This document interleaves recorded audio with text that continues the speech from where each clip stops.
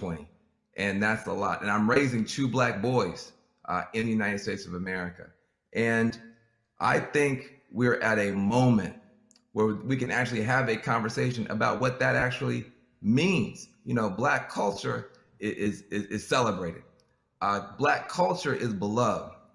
The black experience that gives rise to that culture, I think, is often disrespected, is dismissed, is minimized, or it's just not well understood. But I think we are now at a moment where there's a shift. We're going to have an extraordinary experience together today. We're going to do this town hall. It's called We the People.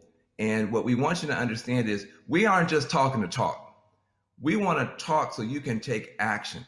And this is going to be an interactive experience. We're going to give you tools, information that you can use in the real world. We want you to screenshot stuff. We want you to invite people into this conversation because that's really, I think, what's needed. We need a bigger conversation, and we're going to use technology to do it. You know, for me, Black lives have always mattered. That's not new. Black lives have mattered from the beginning of time. What's new is the willingness of people to talk about it. And we have an opportunity to amplify the discussion and to move things forward, especially today.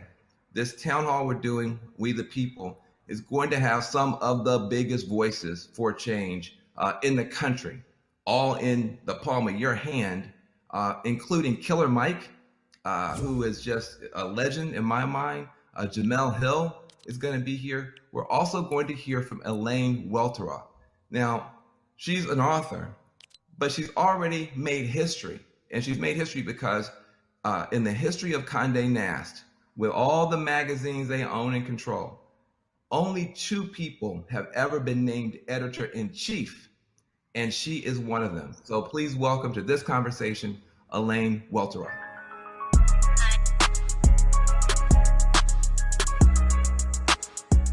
Look, I am so happy that I get a chance to have this conversation with Elaine. I mean, this sister is just bad. She's bad. She's a New York Times bestselling author, award-winning journalist. She's been a judge on the new Project Runway.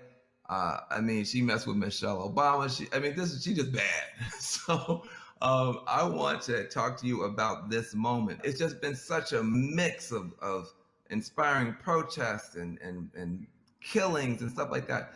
Talk to us about your range of emotion over this past period of what I call this great awakening around justice. It's been really heavy. It's been really emotional. You know, this is not new for Black people in America, right? We have been grieving for a long time around these same kinds of senseless murders.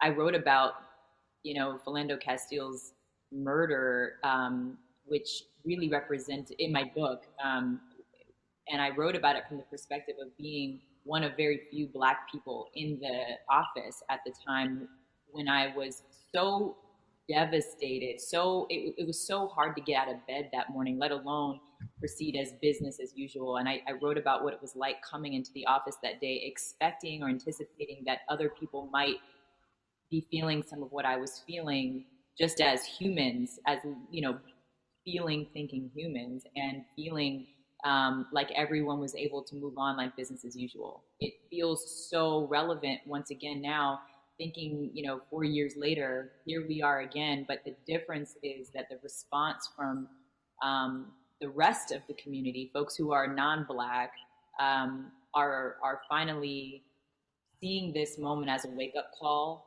to get off the sidelines and to get involved and invested in this fight for justice. So I can say that since being in the streets and attending a number of protests, there is something different in the air this time. There are a lot of emotions I think we're all moving through or trying to move through to get towards the collective action that we all need to take. There is so much work for all of us. So I think we're all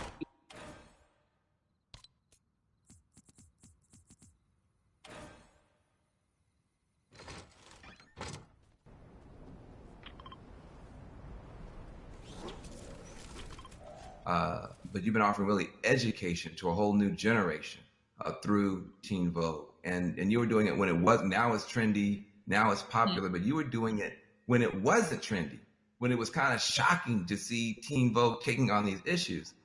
Why did you make that choice? Because you're saying other people now are going to have to make similar choices to be a little bit more brave and bold, but you were doing it when it wasn't cool. Why? And talk about that. By speaking just about fashion, we were ignoring the range of interests that were central to them, the issues that matter to them in the world, and so we made sure that we were creating more of an intersectional feminist focus, and that included fashion and pop culture, but that also spoke to intersectional feminism and social justice issues. Black Lives Matter. You're right that there was no model for success for that at the time. There were a lot of people that were like, "Oh, Teen Vogue, talk about politics and justice issues," and we got pushback.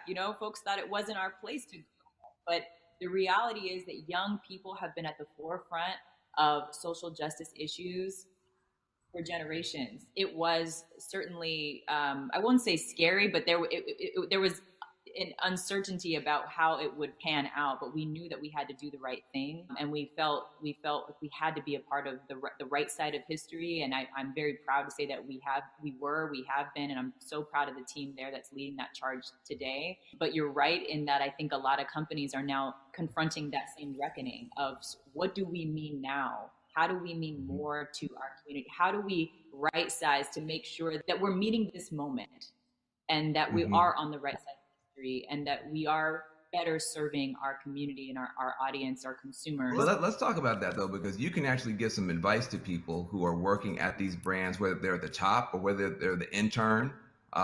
These brands are going to now have to do some of what you've already done. I mean, when you're a pioneer, that means you've been there, done that. What do these brands need to do to get relevant and to catch up to this moment? So there's 3 steps I would say that any individual brand or corporation